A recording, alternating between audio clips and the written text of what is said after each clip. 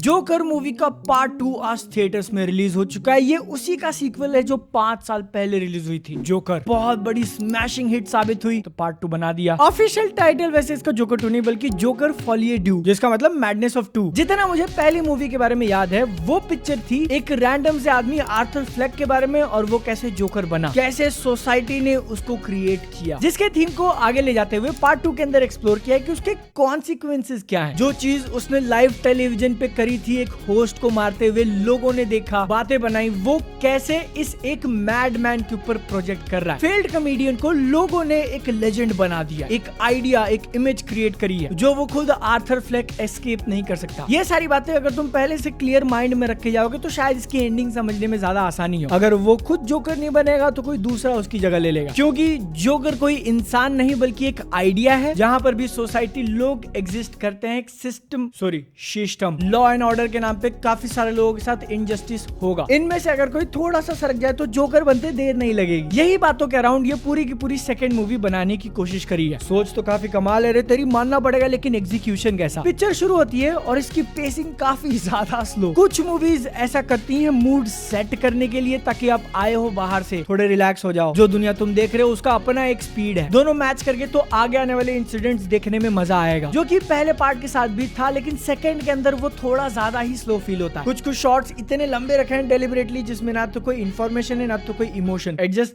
चले जा रहा है। थोड़ा बहुत प्रिटेंशियस लगा मुझे। पार्ट 1 से अगर तुम बहुत ज्यादा इंप्रेस हो चुके थे और ये फॉलिए ड्यू देखने जा रहे हो तो एक बहुत बड़ा चेंज दिखेगा। कैरेक्टर स्पेशली जोकर और हार्ली क्विन रैंडमली गाना गाने लगता है, तो इसको म्यूजिकल वाले कैटेगरी में डाल सकते हो, लेकिन उसका एक पर्पस दिया गया है। गाना क्यों गा रहे हैं, उनके माइंड में जो कुछ भी चल रहा है, थॉट्स या फिर इमेजिनेशन तुम्हारे सामने रखने के लिए। और ये जो पूरा म्यूजिकल वाला पार्ट है वो एकदम बेहतरीन तरीके से करोगे तो कितना बढ़िया हिट कर सकता है। एग्जाम्पल ला ला लैंड। जोकर 2 के अंदर वो गाने तो काफी बढ़िया थे, लेकिन जो एक मैजिकल फील क्रिएट करने की उन्होंने कोशिश वो मुझे नहीं लगा, क्योंकि ये जो कॉन्सेप्ट है कि कैरेक्टर के माइंड में वो सीन चल रहा है, रियलिटी में कुछ नहीं हो रहा। पार्ट 1 के अंदर भी दिखाया था, लेकिन वो लोग हमको डायरेक्टली दिखा देते हैं और उसका रिवील बाद में करते हैं ट्विस्ट के साथ, तो इम्पैक्ट बड़ा होता है। यहाँ पर वो जैसे ही गाना शुरू करके लोगों को मारने लगे, मैं रिलैक्स हो जाता था कि भाई ये तो असली है ही नहीं, उसके माइंड में चल रहा है। ट्विस्ट के नाम पे कुछ चीजें उन्होंने डाली जरूर है, जिसमें से एक दो तुम मूवी छोड़ने के बाद भी डिस्कस करोगे। अबाउट अ सन और समथिंग, मुझे लगता है कि वो झूठ था। तुमने पिक्चर देखी है तो कमेंट में बताना तुमको क्या लगता है। पार्ट 2 की स्टोरी का सिनॉप्सिस देना हो तो आर्थर फ्लेक जेल में बंद है और वो पूरी की पूरी पिक्चर जेल में ही निकालता है। सिक्योरिटी गार्ड्स के साथ साथ बाकी जो जेल में कैदी हैं वो कैसा बिहेव कर रहे हैं, इसके साथ रैंडमली एक दिन लड़की दिख जाती है गाना गाते हुए, वहां से एक अलग रोमांस वाला एंगल चालू हो जाता है। और तीसरा, जेल से बाहर निकलकर कोर्ट रूम के अंदर का पूरा ड्रामा। यस, ये पूरा का पूरा ट्रायल ही मूवी का रन टाइम है, जिसमें एक ही क्वेश्चन के ऊपर डिबेट होती है कि क्या एक ऐसा इंसान जिसने 5-6 लोगों को मारा है, क्या उसको जेल से बाहर पब्लिक में खुला छोड़ देना चाहिए? Does he deserve to live? जिसमें फिर मेन मुद्दा आ जाता है कि क्या उसके अंदर स्प्लिट पर्सनालिटी है, लोगों को मारने वाला जोकर था, आर्थर फ्लेक नहीं। ये सब के बीच में मुझे लगा कि काफी क्लेवर तरीके से आज के टाइम पे रिफ्लेक्ट किया गया the nature of the world that will live in reality में। उसके ऊपर कमेंट कि even if there is clear evidence, video पे रिकॉर्ड किया कि उसने सामने एक इंसान को मारा, फिर भी लोग पीछे लग जाएंगे उसको डिफेंड करने के लिए। और इसके पहले आधे घंटे मुझे उतने इंप्रेसिव नहीं लगे, लेकिन एक बार जब वो ट्रायल चालू होता है और आर्थर फ्लेक कुछ एक ड्रामेटिक काम करता है, it starts to get somewhat interesting. Final act चालू होने से पहले आर्थर फ्लेक के साथ कुछ एक ऐसा मोमेंट होता है कि उसका स्विच फ्लिप हो गया, और मैंने जितना देखा, मुझे जितना समझ में आया, वो उतना कन्विंसिंग लगा नहीं। एंड में आते आते चीजें थोड़ी इंटरेस्टिंग जरूर हो जाती है, बट ओवरऑल ये मुझे डिसेंटिश लगी। लाइक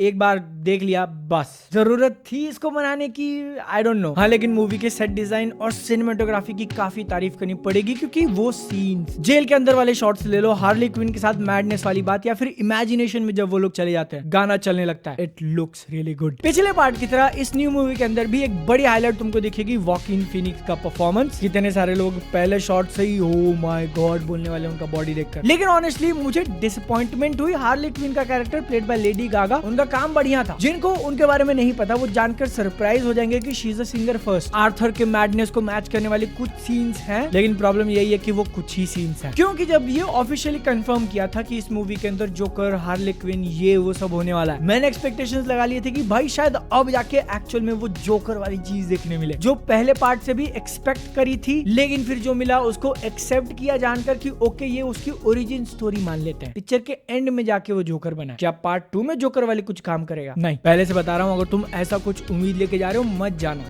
ना।